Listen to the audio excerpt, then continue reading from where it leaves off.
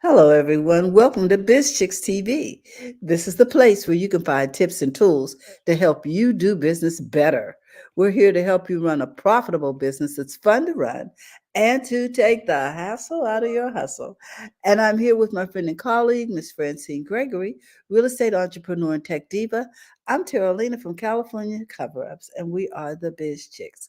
And we just want to welcome you. It's Tech Friday, and we're going to be talking tech in easy to understand terms.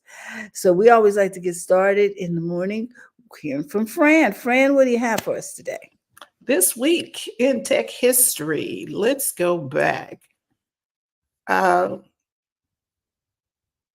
okay, I don't understand that. So, into the Ethernet, which means the Ethernet cord that you normally would have.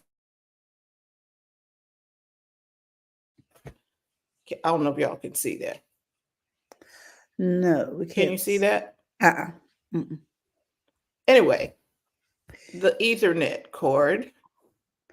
It's that little yellow Oh, you cord. can't see it. Hold on. No, we cannot see it.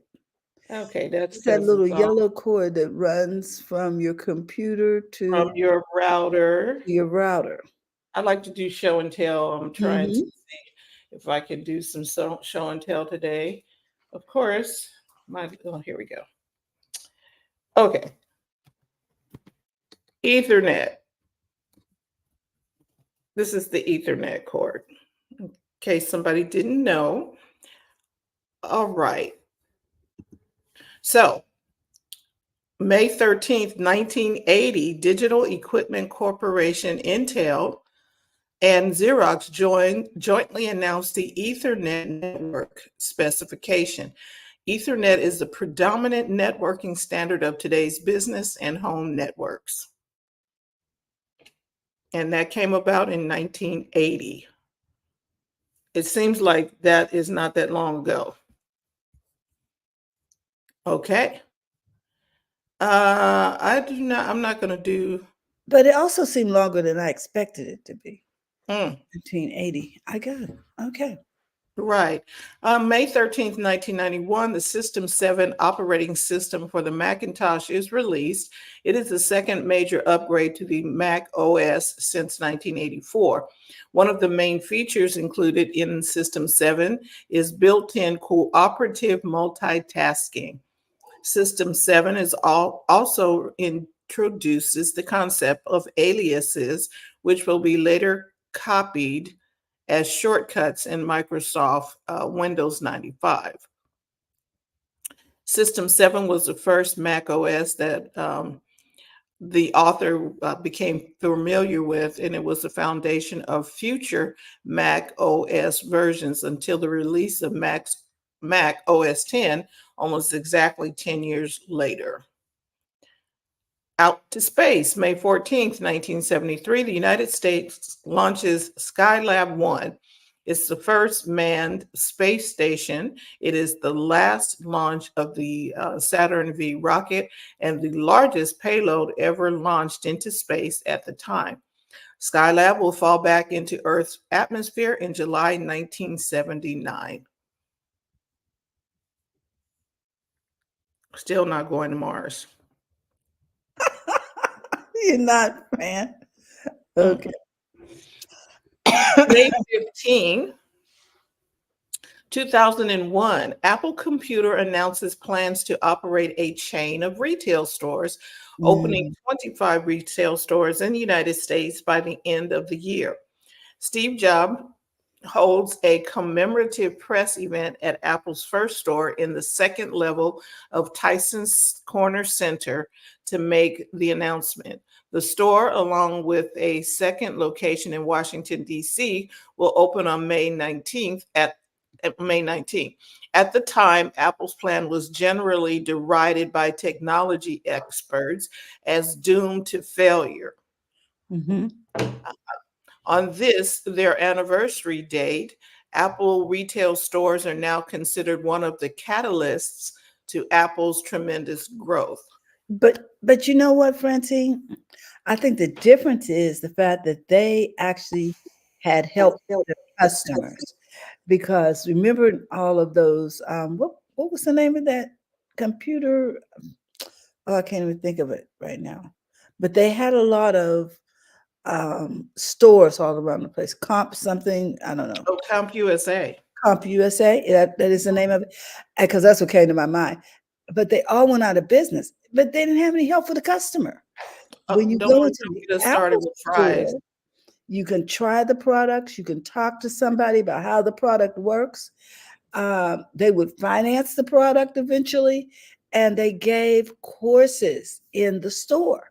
They still do that. You And can I go, think that differentiated them from and it and it CompuServe or whoever and they it were. did not look like a store for geeks. I'm a Mhm, geek, so I can say that.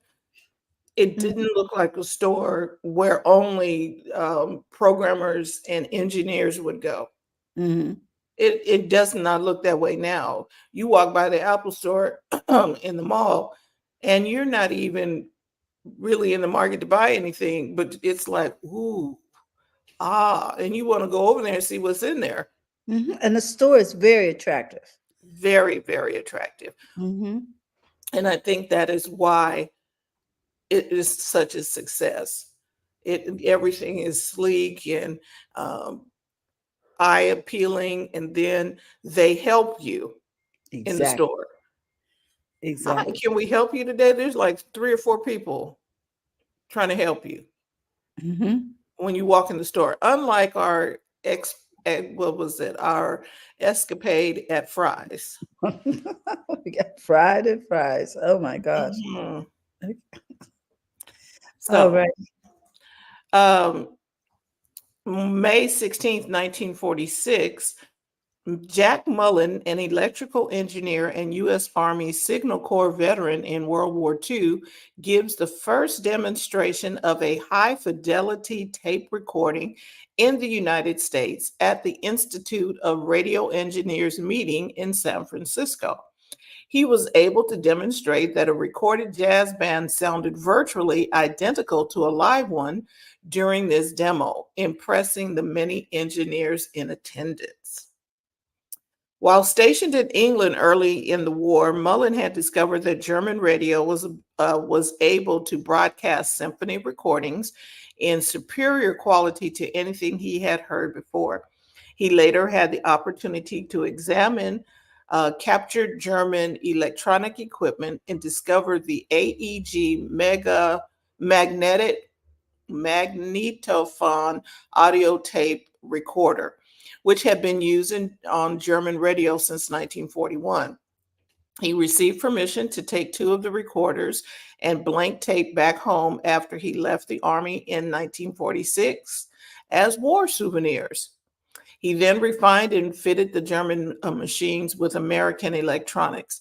In 1947, Mullen would catch the ear of Bing Crosby's technical producer, who was looking for a way to broadcast Crosby's recording in better quality since his show, Philco Radio Time, was losing radio due to poor quality of recorded audio at the time.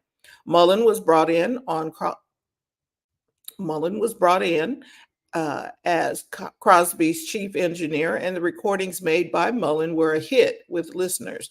Crosby invested $50,000 in Ampex, which was at the time a small six-person electronics firm, working with Mullen to develop commercialized version of the modified magnetophones. Okay, modified magnetophones. They really need to fix that name.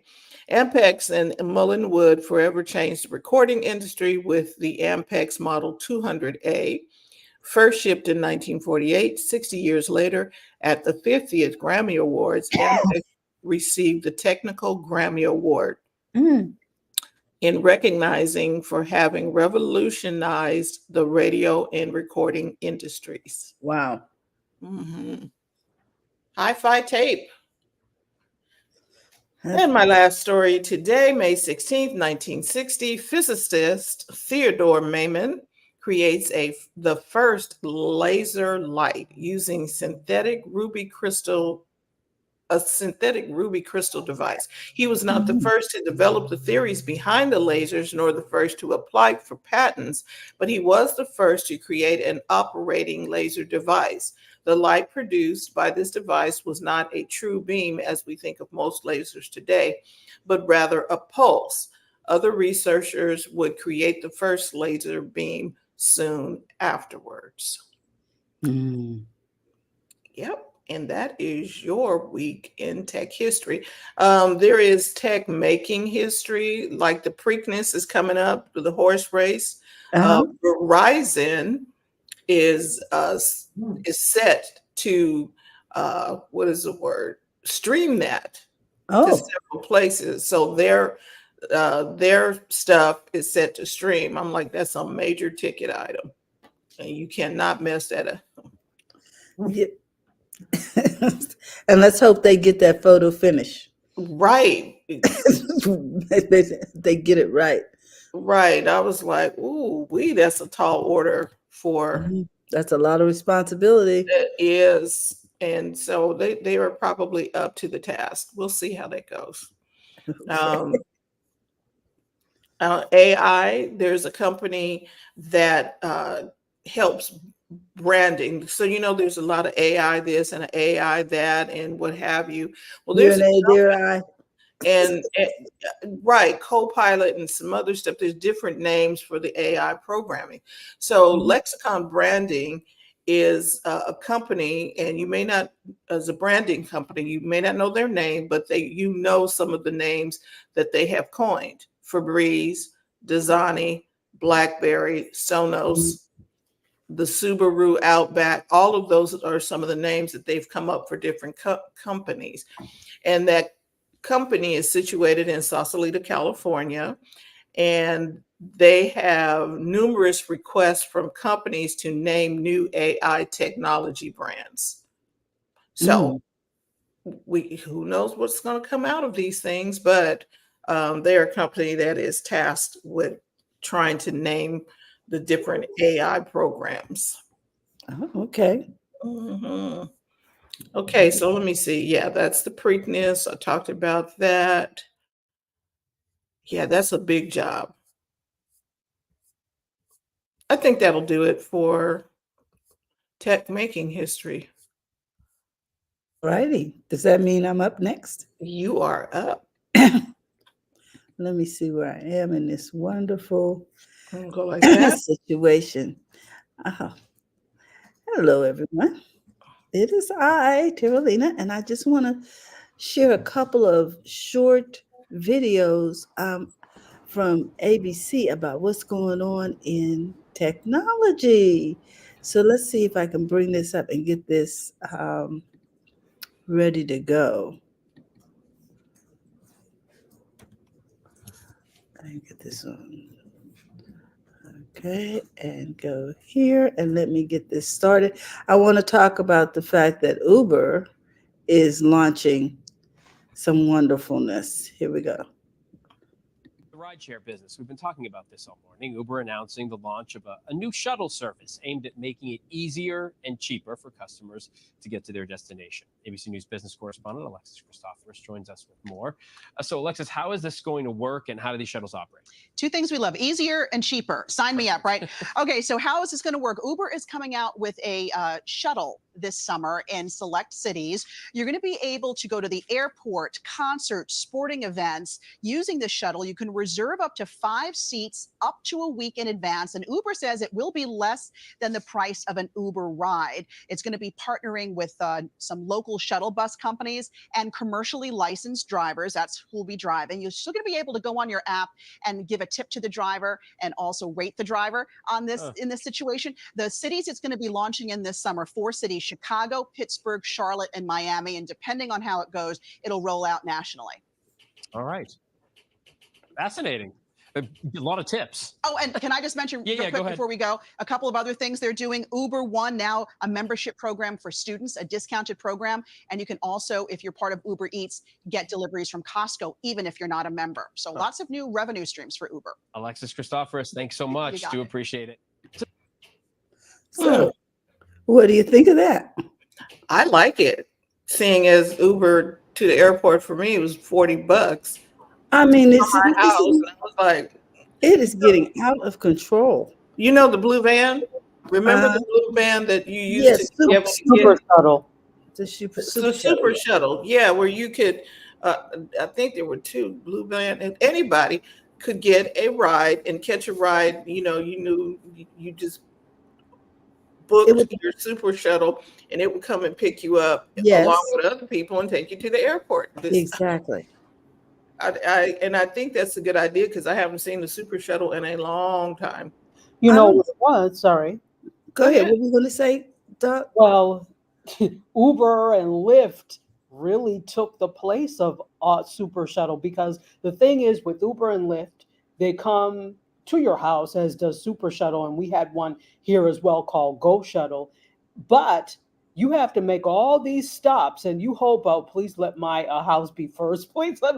But usually, mine never was. They went all over the world, and of course, they had, by kind of regions or neighborhoods in the city where what was going to go, and they asked where you're going. But sometimes you would have to wait a while. Whereas Hmm. with this, Ubers and Lyfts, they're basically circling places like airports and whatever, just waiting for a ride. I do like this. I think they are coming back in, because all this is just like on what's the name of that movie? My favorite, Coming to America. I mean, it was like, that ain't nothing but an ultra perm. This ain't nothing but the super shuttle. That's exactly what this is. Mhm. And when it wait, so they were brilliant in that they cornered the market for this type of transportation, Hmm. particularly from airports. And now you come in and do what your competitors were doing. Well, Right. I Go think another reason why it's might be timely is because, people wanted to ride separately during the pandemic. They didn't want to be around a lot of people. Um, and now that things have eased up, people probably feel a little more comfortable about being in a closed space with people they don't know. I'm still Um, gonna wear a mask. yeah, so it's like their timing was just perfect And for I think the super right. shuttle could have survived, Mm-hmm. but they didn't move to an app base. Mm-hmm. You understand? They didn't try and figure out the technology. The taxi companies eventually got to the app, but I think they were too late to the Mm. party, and we Uh-huh. didn't trust them anymore. And Well, never trusted them anyway, but and okay. they don't pick up everybody and so forth and so on. Yeah. And So sorry, go ahead. you were right. This is the technology is a key thing, because when Mhm. you look at Uber and Lyft, and like in New York City, Via, these are tech companies. They are Yes. listed as tech companies. So the ride sharing is a secondary service, but they are tech first. And it's about the technology first. And when you think about it, like, how many of us feel like being bothered with, oh, I have to call to reserve, or let me go online to reserve? You have your app, because sometimes it's like you're trying to connect to a website and it takes forever, or it's not optimized for mobile. All you Mhm. have to do is, when you decide you want to go, get on your app and do this. So they figured it out. All the rest, like you said, you're 100% right. They thought that the ride sharing was paramount, and it Mhm. is, but really it's secondary to good technology. Right. We like convenience, Yes. and taxis were not convenient when you book a taxi to get to the airport and they tell you it's going to be 45 minutes, and then Okay. they decide not to show. That's so ugly. And with the tech, you can track if the person is coming and how close they are, and you can Right. gauge, your exit. Yeah, it makes sense. I think you're right, Dr. Tachi, because if it were not about the app, then jitneys would be making super, super money, because that's all this is a jitney with an It's app. a jitney. A And I jitney don't with have a to carry. I'm sorry. Go ahead, Francine. Sorry. oh no, I just said a jitney with an app. Hmm. And you don't have to carry cash. You don't Exactly. you to tip or any of that. So you could decide, and you basically don't pay until after, you get there, which is the same with a cab. But then you're sitting there like, okay, they just, not too long ago started letting you use a card, like a credit card. It was so they were just behind the eight ball every single time, and it never seemed to get in pocket. So it took someone to understand how we want to use things. It's almost the same as, what is that called? When people walk on a path, so eventually the city will pave it over because people just cut through all the time. Ah, an easement. Yeah. Yes, Yeah. exactly. Mhm. So it's the same thing with this. People don't want to be bothered with talking to other people when it comes with it. They don't want to have to wait. Like when you call taxi companies before, remember back in the day, they'd be like, please hold. I don't want to hold. I need now. You don't have to hold. It's only as fast as you get your information in or press Mhm. the button that, the process starts. So Well, they're constantly dispatching at taxi places. And like you said, which was always a huge thing, and this was a huge problem in DC, cabs not picking you up. Yeah. So Yeah. now you want to play nice when you were racist all along. It's too late, brother. Too late, sister. I, I love it. It's so true, though. It just. I'm just glad to see that Uber keeps evolving. You know what I mean? They're very innovative. okay. And then Mark's comment is, and in Chicago, the cab drivers can be mean. Yeah. And okay, and so Uber, if y'all don't know how they started, they were a bunch of kids who got their friends, who's going over to so and so, and would get their friends to give them Oh, a group of jitney. friends, a group of friends, and okay, can you pick up so and so? They mobilized their friends to see whose car was available to do some. I was like, okay, see, they got tired of. They And they probably came up with a company that was fleetless. So they had no overhead.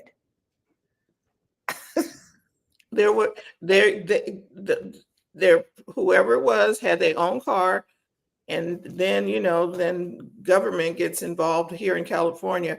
We want you to be Employees. employees. I didn't drive. I didn't want to drive as an employee. I want to drive when I want to drive. I'm a soccer mom. I got to pick the kids up at 2. I do not need to be on the clock. Mm-hmm. And I'm going in that direction. I can turn my app on and see if somebody needs to be picked up over here. Mhm. Going over there. Yeah. Yeah. So that's what I wanted to share with you. And I think I have one more. Let's see if I can present that, get that in the presentation, share screen. Okay. Can y'all see that? Yes. Okay. And let me turn it on. We're going to talk about this. Bytes, TikTok is testing 60-minute video uploads with select users. It's moving beyond its original 15-second format. Their goal is to compete with YouTube by allowing more detailed content. There's no immediate plan, though, for a wider rollout. Next, Sony Music Group is sending a warning to AI companies. In a letter to 700 AI developers, Sony Music is prohibiting them from using its music for training or developing AI without explicit permission. The company asked the AI developers to provide details of its music used by next week. Finally, Google is updating its accessibility apps for users with poor vision or blindness. Lookout is now reading documents and identifying objects, while Look to Speak is letting users communicate with photos and symbols. And Google Maps is now offering improved screen reader support and wheelchair info on desktop. Those are your Tech Bites. Have a great day. Interesting. I would have thought that Google would have had that a lot earlier. And you know what I mean? In the fact that they make phones, well, maybe they just, anyway, I just thought Maybe that, it wasn't a priority at the time.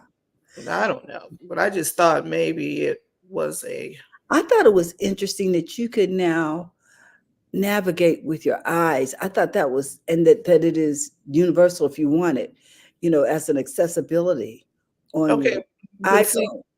You know what I mean? But well, so here's the thing. I think that technology came out when they came out with the Vision Pro. Because if Mhm. you use the Vision Pro that Apple made, you control everything with your eyes. You could look over there, Exactly. and I was like, well, nobody else was doing that. The thing is, the technology has been there for decades. And And somebody decided that they wanted to do it now. exactly. The use case, I mean, the use cases for it were there, uh, but I guess they just did not. And now here they go. Because all we have to do is go back to looking at in films like Mission Impossible and retina scans, right? Ah, You can do a retina scan. That means that you can control things with your eyes. It mm. Right. takes now a little bit more and a little bit extra effort to get it to do To more navigate. things, yeah, to navigate than just to unlock something. So you're going like this. You know what I Well, mean? and I, Almost like the arrows on your keyboard. right. And literally on the Vision Pro, you look and you can look at the picture, and then you can pinch with your finger Mm-hmm. while you're looking at the whatever it is. You have to be mindful of where you're looking, so you make sure you didn't want to change menus or something, but you can Yes. look and get that particular menu Or item. do that gesture. They have, the gesture things. Remember when the watches, there were so many things you could do with your gesturing and yeah. Right, you can tap with this, and on the Vision Pro, you can keep your hands down when you tap. You don't have Mhm. to have them up here. It The Vision Pro is pretty interesting, Okay. right? Well, let me ask you this. What did you think about TikTok expanding videos to 60 minutes? Okay, they trying stuff. They tried. They're They going trying there. stuff because They want okay, because to compete YouTube with lets you go YouTube. forever. And here's Mark says, I'm using my eyes right now to transfer money from your accounts to mine. Well, good luck, because there's nothing there. Ah! Godspeed to you, man. Good try, Mark. We're There's not the ones that you want to try that with. Oh my goodness. so it's going to be really interesting. TikTok may not be around for us to experience 60 minutes, but we'll see. Or we may not have access to it. It may not be around in the Well, US. somebody, some in another country or something somewhere Mhm. may be able to do it.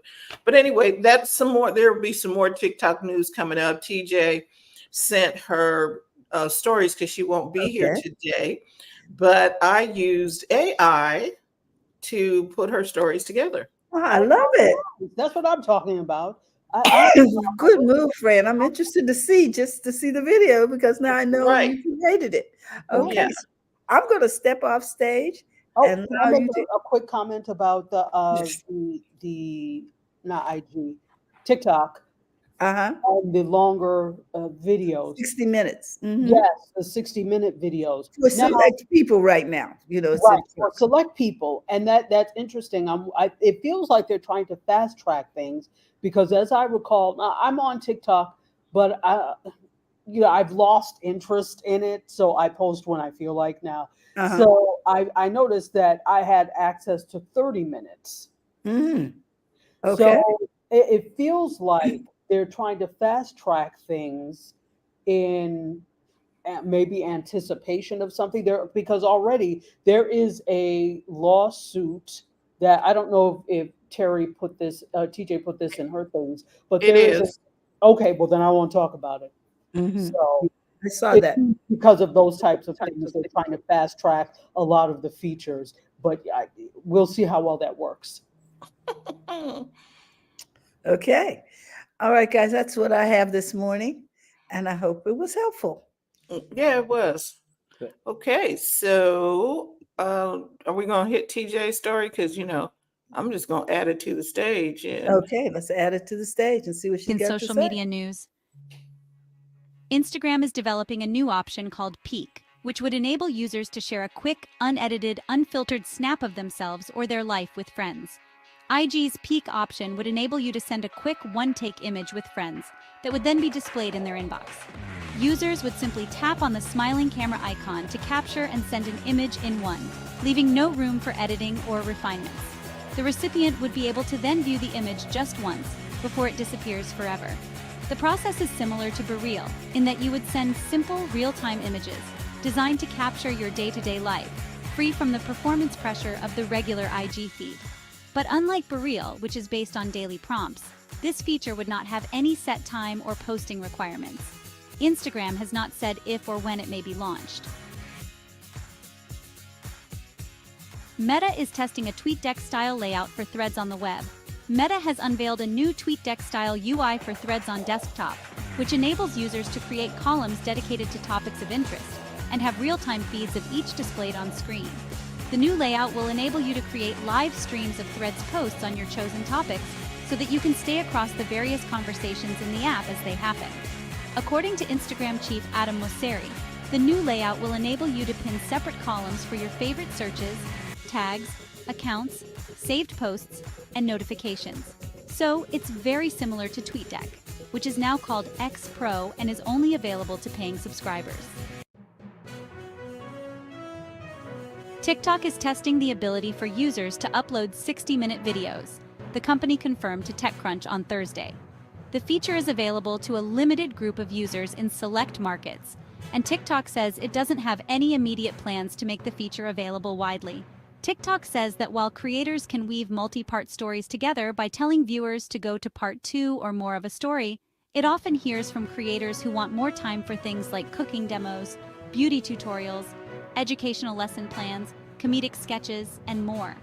The purpose of the increased time limit is to give creators the opportunity to experiment with new or expanded types of content with more flexibility, the company says. By giving creators the ability to upload 60-minute videos on TikTok, the company is likely hoping that creators who normally post their content on YouTube will also post their videos on its platform. The expanded time limit could also allow for a new type of content to be posted on TikTok, which is full episodes of TV shows.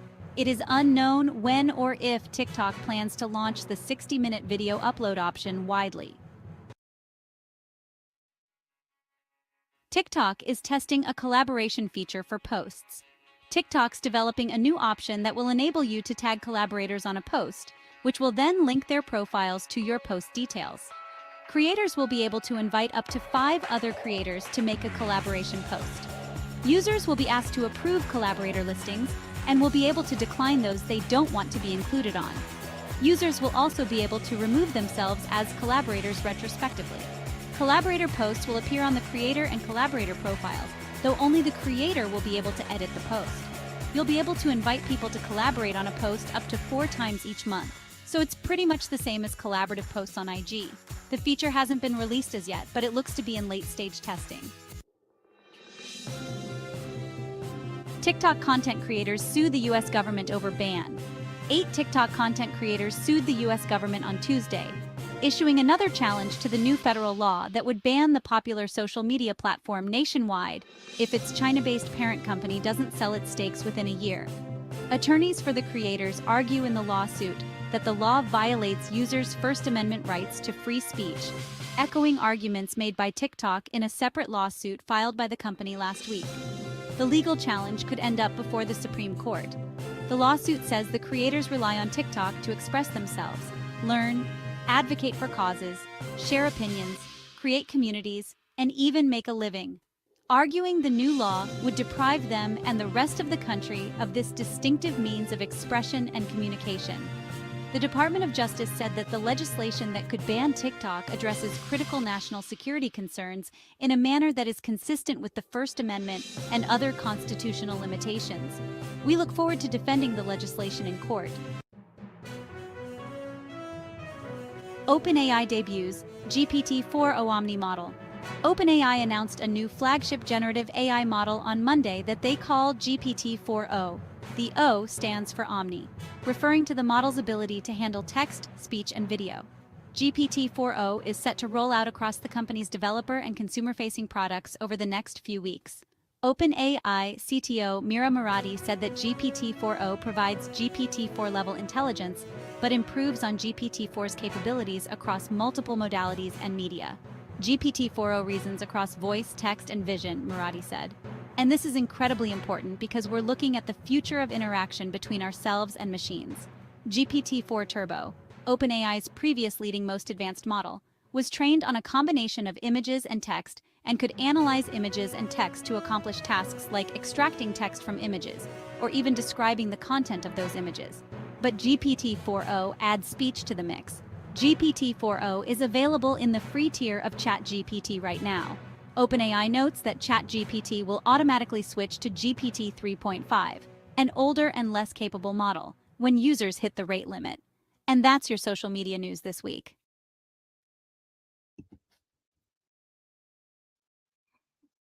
Okay. Wow. That is, first of all, bravo to you for, and to AI, but really it's you. I am impressed. Yes. Well done, Fran. I just played with the Mark said Well TJ has done. been replaced by AI.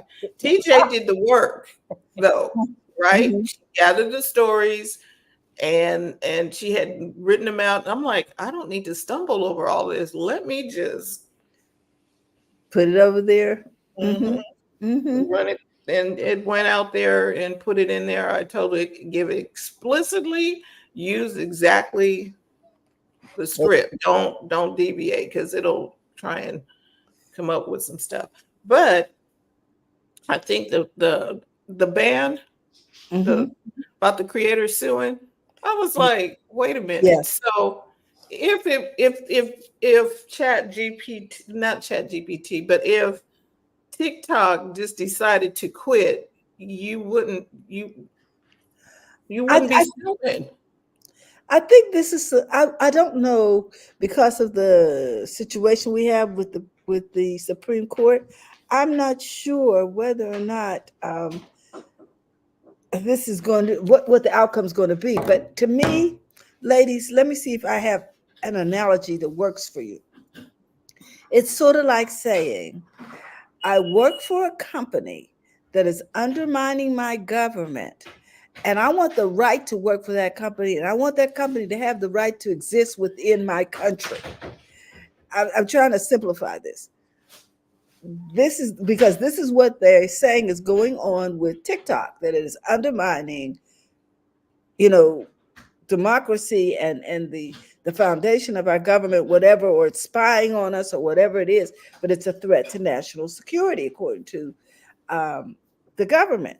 So isn't that the same thing as saying I want to work for a company that undermines my government and I want my government to give them the right to do that? Well, And I see your point there. I'm looking at it from a different angle on if this were Blab and they turn off the lights, now you're going to sue Blab because they decided to shut it down. And I understand that somebody else is telling them to shut down, but why are your eggs in the basket? It's taking away my First Amendment rights. So okay, wait a minute. You still have Facebook, you still have YouTube, you still have X, aka Twitter. yeah. This is okay. So two things here. To Terry's point, I agree. I understand and I agree. But at this point, there are allegations, and the government has not provided proof that this is actually the case.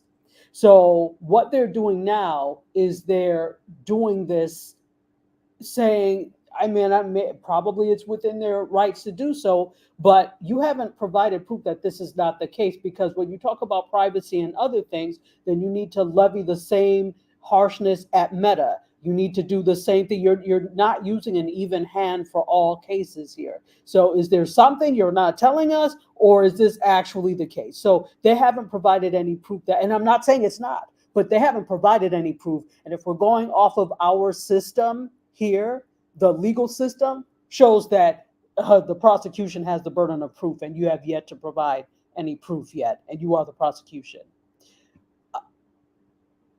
Sorry, go ahead. You're muted, Tara. I'm sorry, which is why I don't think they're going away. Yeah. Anytime soon, because you're innocent until proven guilty, right? And they probably have enough revenue to draw this out, to appeal and all of this wonderful stuff, or just rebrand themselves and pop up over somewhere else, like whack-a-mole. They've already done that. They are Lemon and something else and whatever. They got several ByteDance other and all of that. companies. So that's, and I'm stuck on the fact that these people think that they have to have this particular That they're entitled. platform. That they're entitled to. No, they have, but they can't do their business without this platform. I was like, really? Well, this is what the lawsuit is alleging. So they actually filed in the city of New York is where they filed this. And what they're actually alleging is that the experience that is offered on TikTok is so unique because of the algorithm features like being able to duet and those types of things, that it's so unique to TikTok that they cannot find this anywhere else. This is what the suit says, and this is what they're alleging. So they're saying also that even a lot of these creators are also on places like Instagram and Facebook. However, their followings are much less over there. And as we know, the less following means the less that your message gets out and less opportunities for monetization. So these are all the things that they're trying to pull out in the suit. However, I'm with Fran on this. You really can't get this same experience anywhere else. And I do understand that they do have a proprietary algorithm that drives things. But here's the thing. Other platforms look at this and they see it as competition. And so they're working to provide the similar types of opportunities to creators that TikTok is, right? All we have to do is look across and look at the creator program. None of them are wonderful or perfect, but they're trying to do the same thing. I don't think, just similarly as I don't think the US government can demand that a foreign company divests or sells off part of their things in order to, or be banned. I don't think you can demand that. I also don't think you as a creator can demand or sue that something remain in business. That's not your business. You happen to use it, but you don't pay for it. You do pay for it in the fact that you make content for free for these people, but you can't demand. So just to your point, Fran, just like when any other thing shuts down, TikTok could decide on its own to shut down. You don't have a leg to stand on in terms of a suit. So you can't sue them because now you have taken away my livelihood, or you can't. So I think we have to view this in a similar sense, even though, as Fran said, they're being forced to do so. But we have to look at it as creators as this is another one that could go away. I need to have. I have a question. How is TikTok making money? Do they have advertisers or something? They do have advertisers, yes. Okay, because I was like, how are they paying these creators? Okay, I get it now. But are they paying these creators? I haven't seen the last person that I heard of that did big things was Risa Tisa. I'm okay. And maybe I'm just not over there. For that, really. That original thing, because she was not in the creator program at the time she made this. So she did not monetize from that. I know that there was uproar and the company then added her to the creator program, but I don't know how much, if anything, she's made off of TikTok from that original set of 52 videos. Right. So the thing is, I'm like, is that really a strong place to do business, or is this the yellow pages? Y'all need to figure out something else. It's the yellow plate. Really, if you put that effort into, say, I'm going to grow on YouTube, and I'm not trying to say that YouTube's dividends or payouts are any better, but that's the one platform where at least there is the hope of ad revenue share, because they are very much ad first.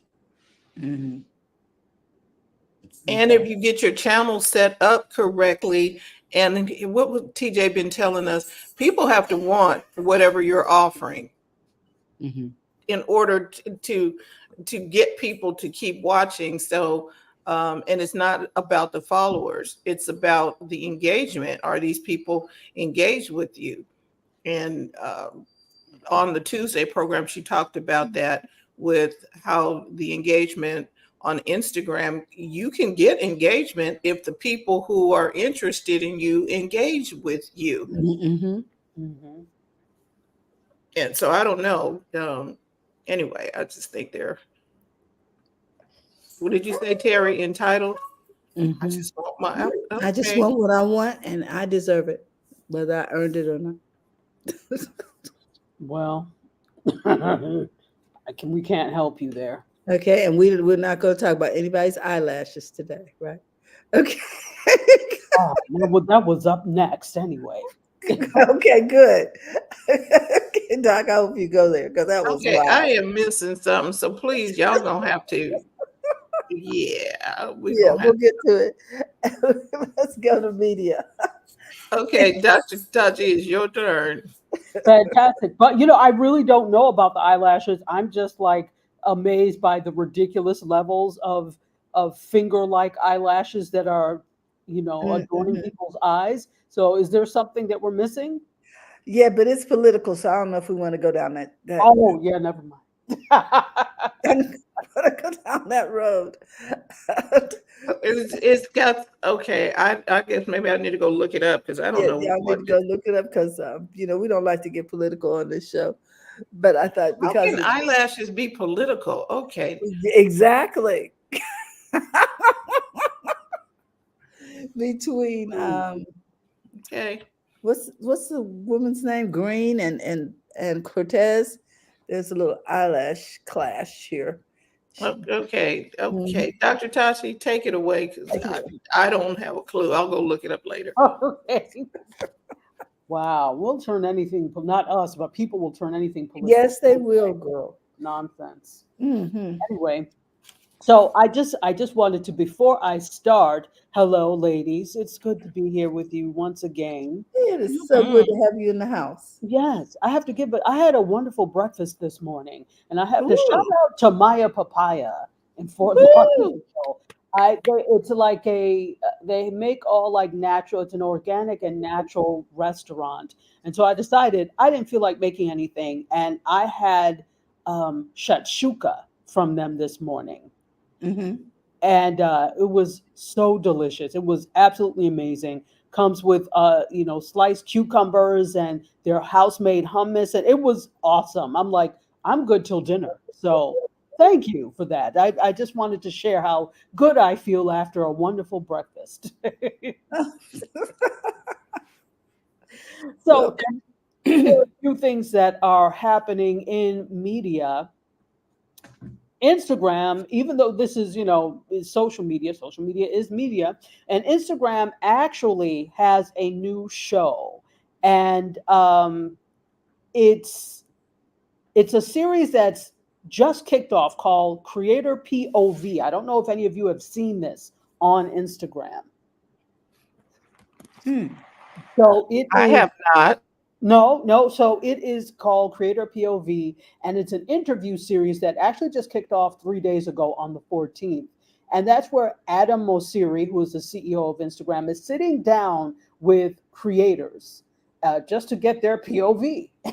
And in each episode, Mosseri and a guest are going to discuss pertinent issues that affect Instagram users. So the first creator that was interviewed is comedian Easy. I don't know who she is, but she has a reach of more than 2 million followers on her personal Instagram page.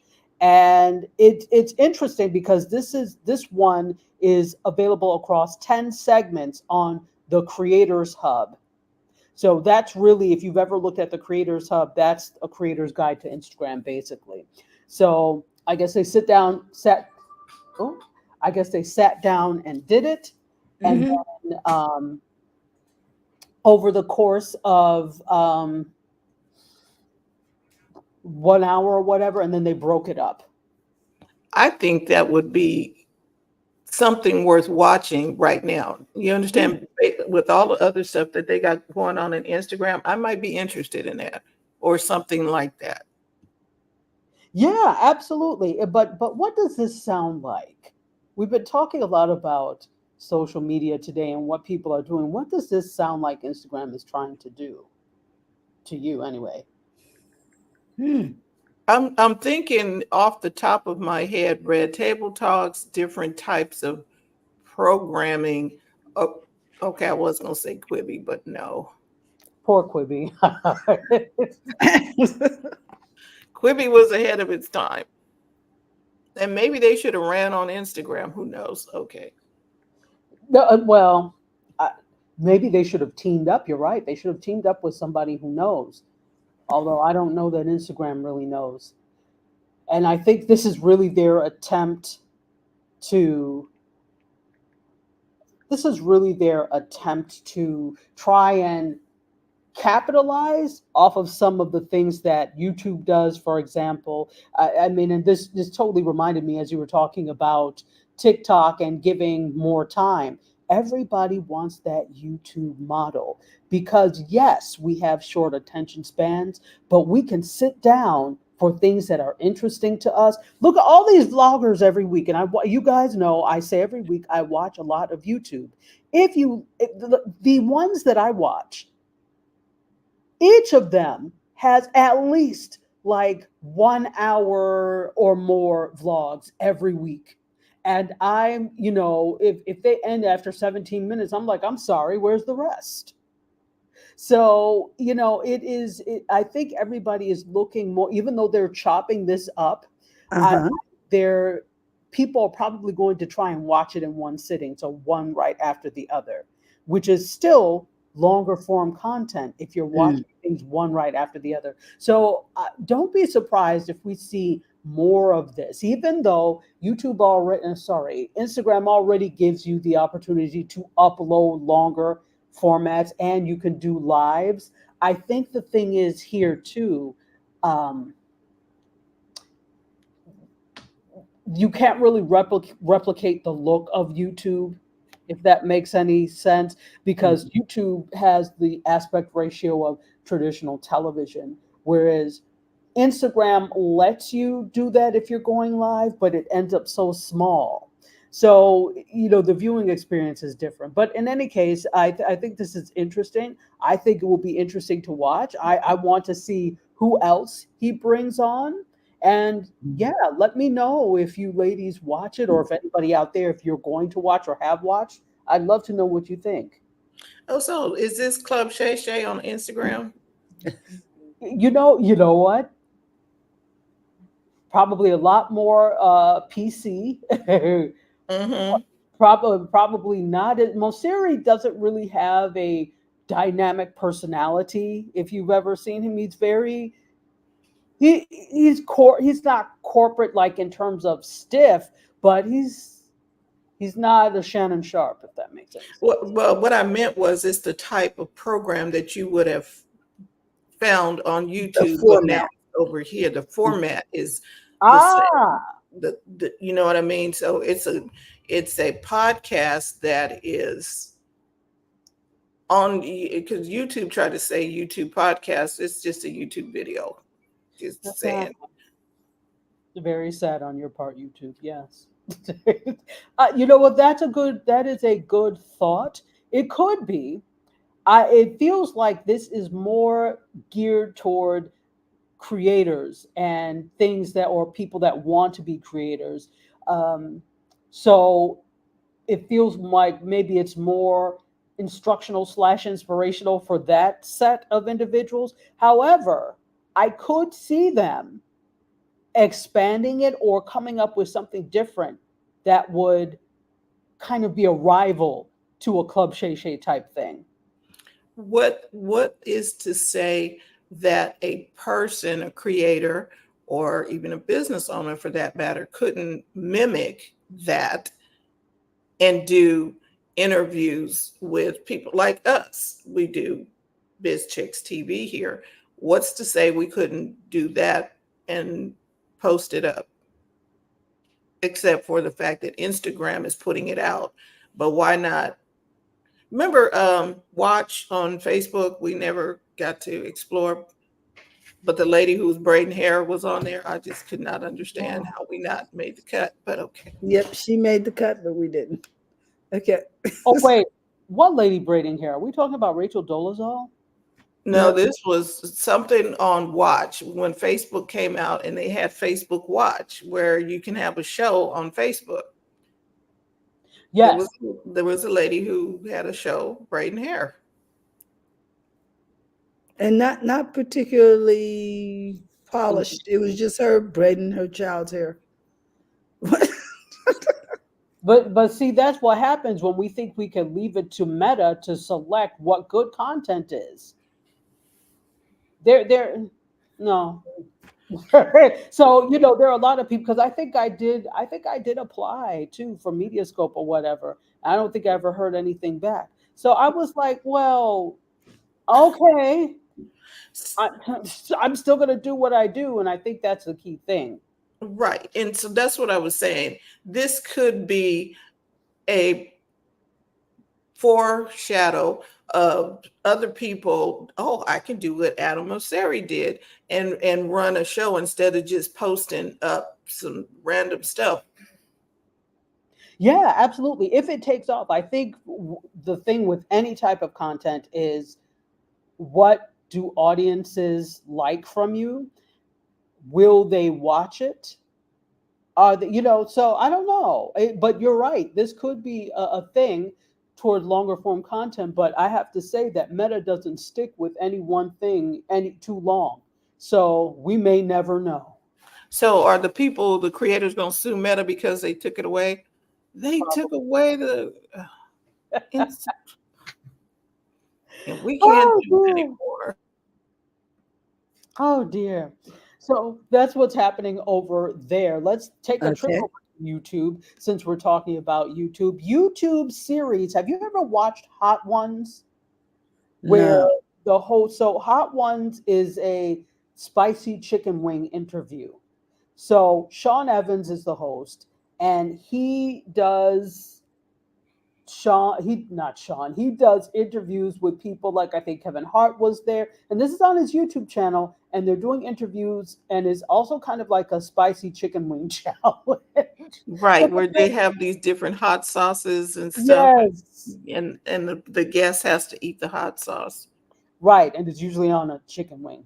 Exactly, exactly. So, but here's the thing. He has just entered the Emmys race. Just got a little more spicy. So there are three, not just Hot Ones, but there are three popular YouTube web series that have found their creators taking a chance on themselves. And this actually could significantly impact the Emmys race in some categories. So Hot Ones has successfully petitioned to be included in the Outstanding Talk Show Series category, and is going to compete against Jimmy Kimmel, Seth Meyers, and Stephen Colbert. That's big. I am voting for Wow, Hot Ones. that's high cotton. Okay. It is, and this is why I love this so much, because, well, obviously with it's not like you have to be a member of the Television Academy in order to vote. So that may be something that prevents it. But if this was a vote based on popularity, Hot Ones would win, because remember, they've garnered their own audience. Not to be funny, but the late night talk show hosts, Jimmy Kimmel, Seth Meyers, Stephen Colbert, and I love Stephen Colbert, right? But they garnered their audience. The networks were responsible for garnering their audiences. And they inherited the audience too. Exactly, because none of them are original hosts. So they inherited late night audiences from their predecessors as well. So they had that kind of built-in audience and built-in inheritance. Whereas if you're on YouTube, probably you built this on your own, right? More than likely. More than likely, unless you came from the television world or sports world, and now you are, doing it, bringing your audience over. So since its debut in 2015, Hot Ones has garnered over 3 billion views, They have 36 episodes because they have 3 seasons airing per year. So they have seasons 21 through 23, uh, totaled 36 episodes in all. So that meets the eligibility for Emmys. So I guess so. This is going to be interesting.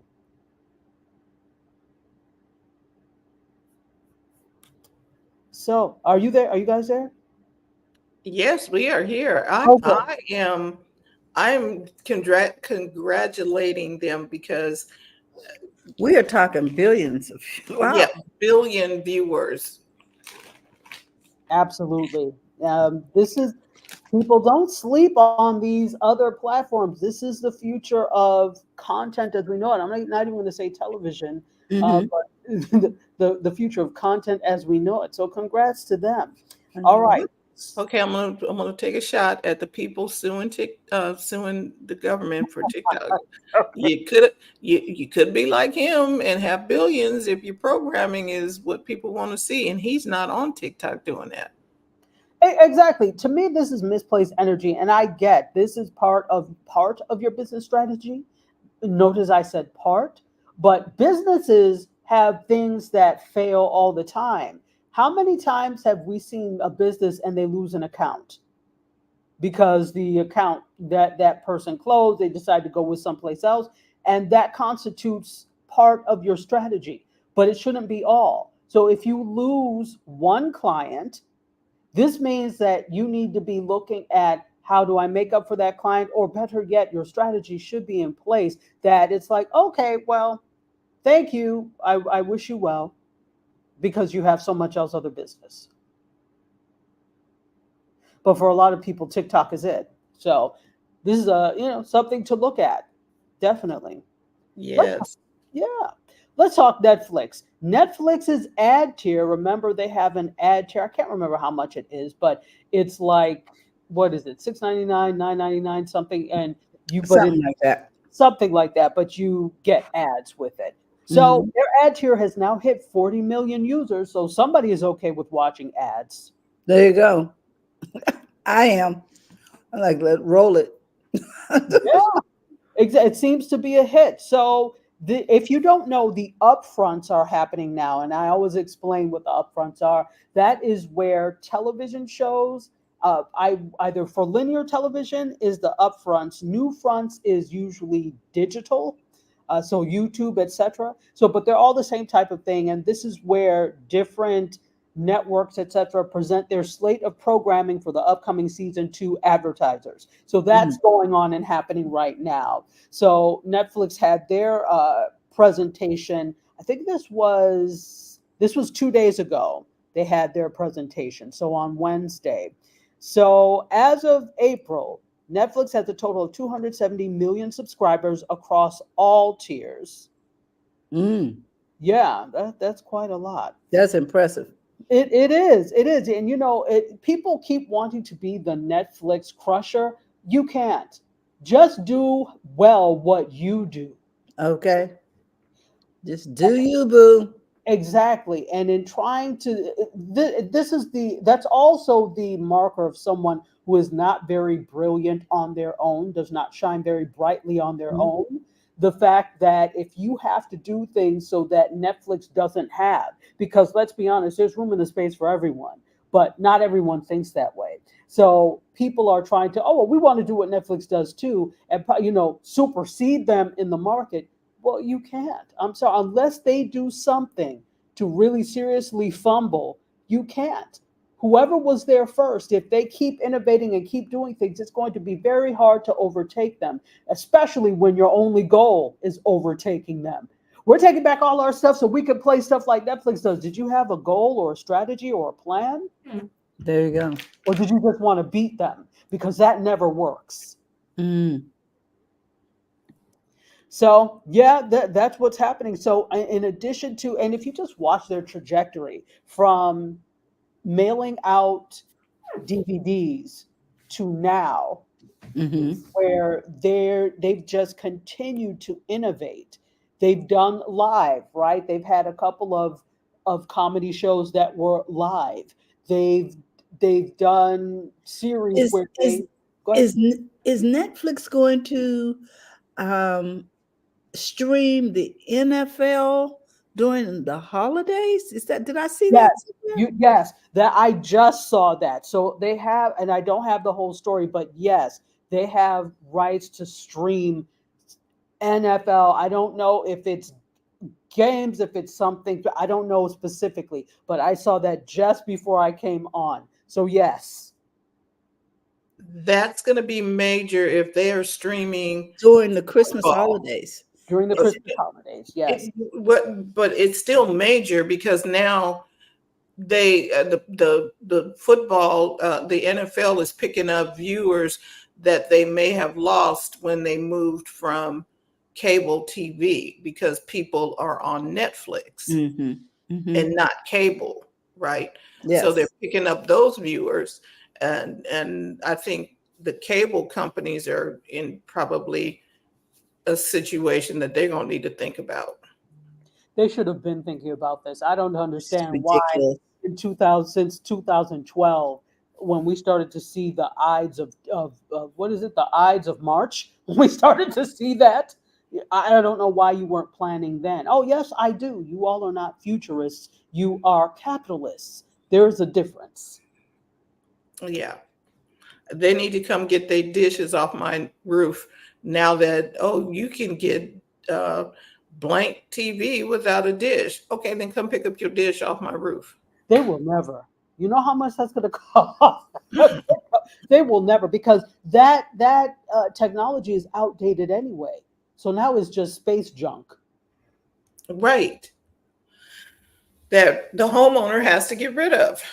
Exactly, exactly. And so this is, I mean, it's amazing how we've gone from equipment to basically equipmentless. Whereas, I pick up things because I have a Roku. That Roku device is honestly, it's smaller than a piece of cake, like a thin piece of cake, and about the size of a credit card. And then they also have the streaming sticks. So we've gone where to the point where we don't need your gargantuan boxes and dishes. It's amazing. I'm actually amazed by the whole thing. I love my Roku TV. It's just a winner. And I can cast to it from my phone. I could, you know what I mean? I don't have to have a contract with anybody. Exactly. And then, in addition to the Roku TV, I have three Rokus because I have one on each of my television. But They're easy. they're Mhm. very easy, but also both of two TVs I have are smart TVs. So if I don't Mhm. want to use the Roku, I could just turn on the TV directly and watch content and things that way.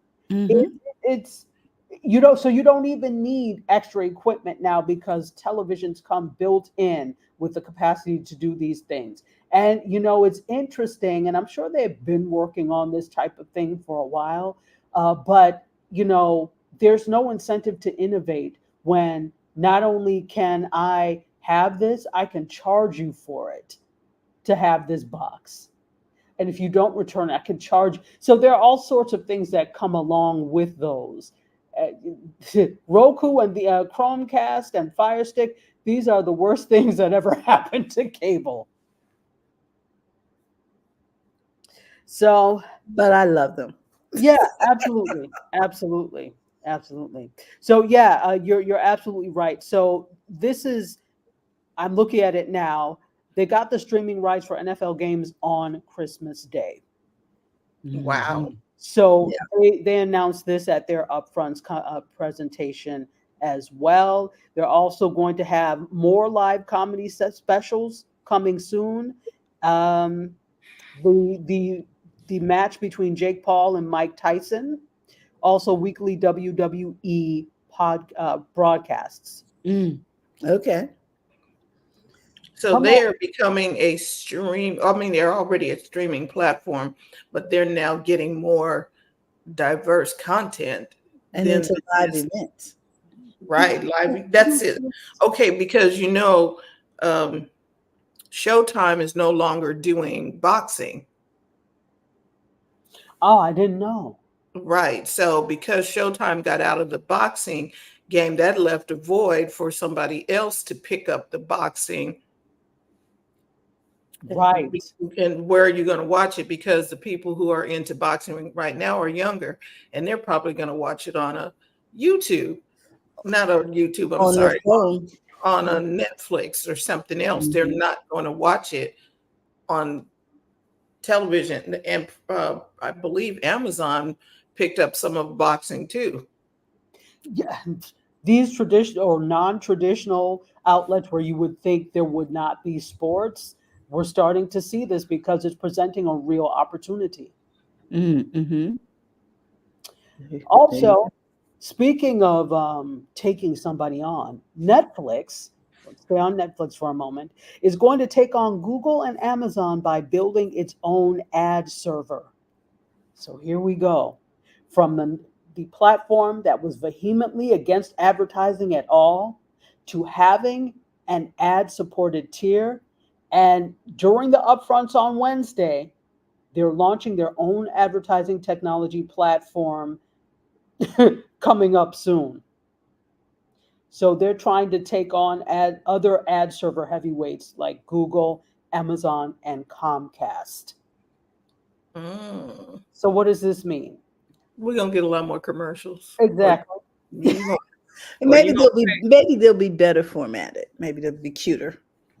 well, I think, and if they do it like YouTube does it, they'll be little short 15 seconds or less commercials, and not the 30-second spots that, except for the drug companies. How come they get such long spots? I'm like, oh my gosh. We're talking big pharma here. And Oh, it's awful. Nobody wants to hear about you could possibly get blindness or death. We're tired of that. I was like, stop. Oh my gosh. Exactly. Anyway, Exactly. So initially, Netflix partnered up with Microsoft to develop its ad technology. And that was really let Netflix enter the space very quickly. So because of that, they were able to catch up with their rivals like Hulu. And Hulu actually had its own ad server for over a decade. So now that they're launching this in-house advertising technology, they can take full control of their advertising future. It's going to let them create targeted and personalized ad experiences that would resonate with their user base. And remember, we said they have 270,000 million subscribers.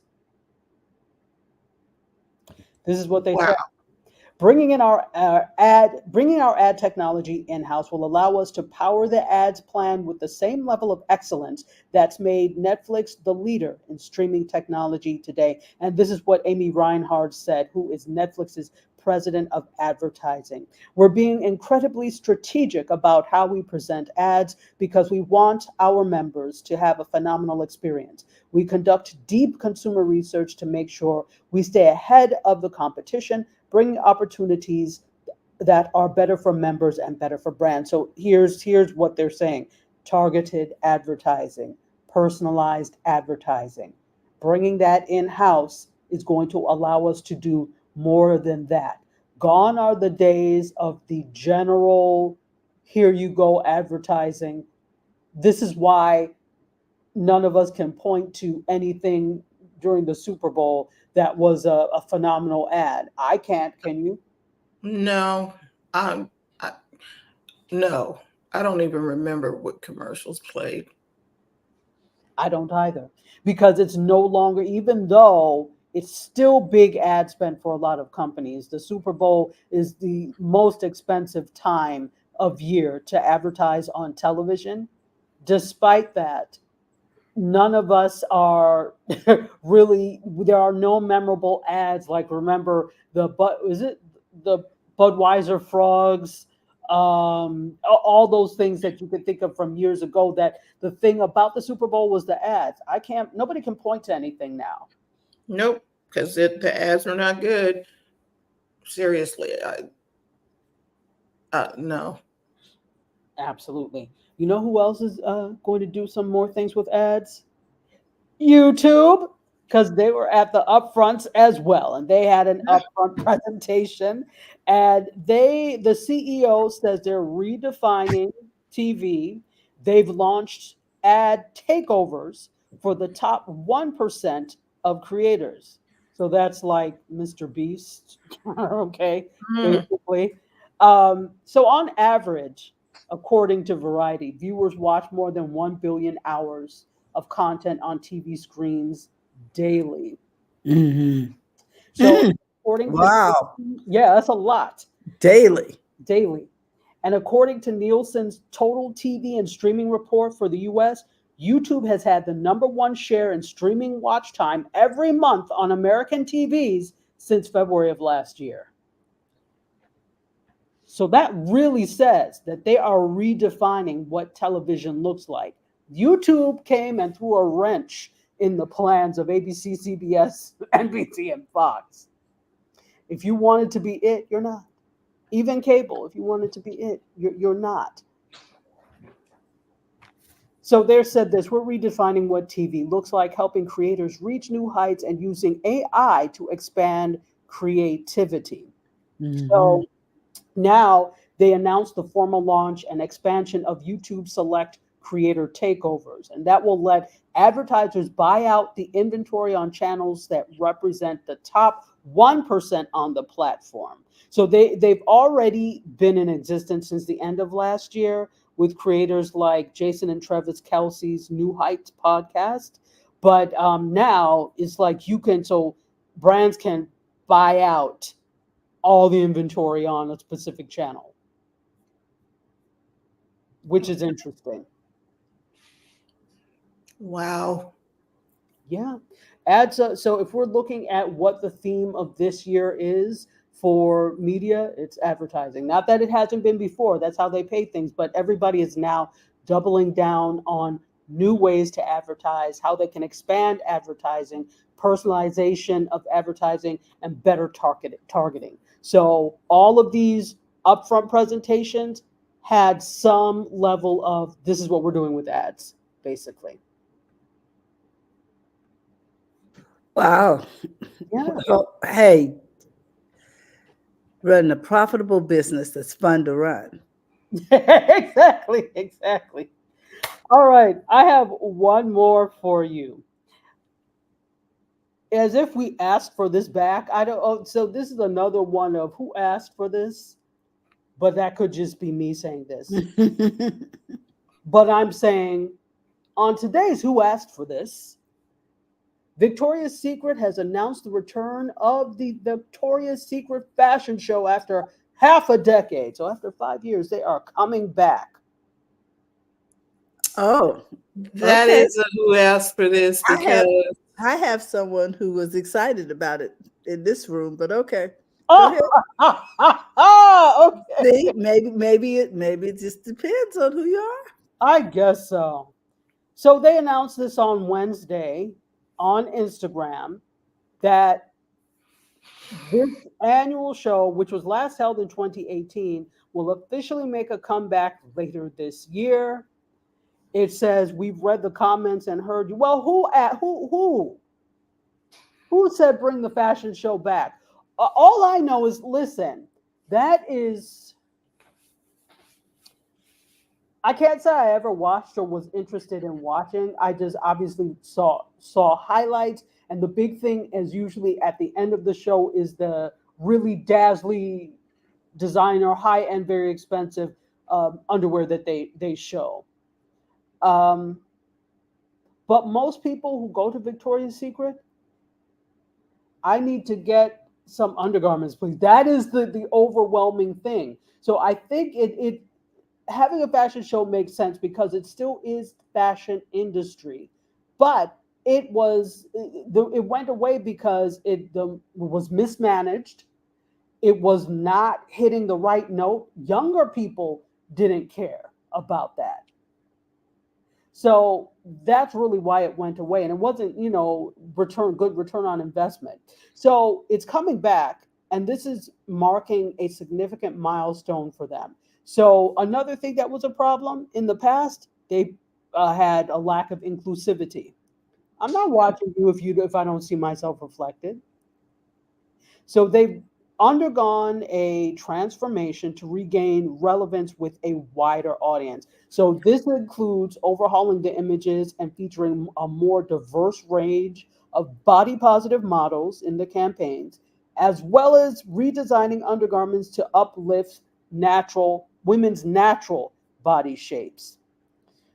So they're promising a show that reflects its modern identity, quote, while retaining the, quote, iconic elements fans know and love: the glamour, runway, wings, musical entertainment, and more.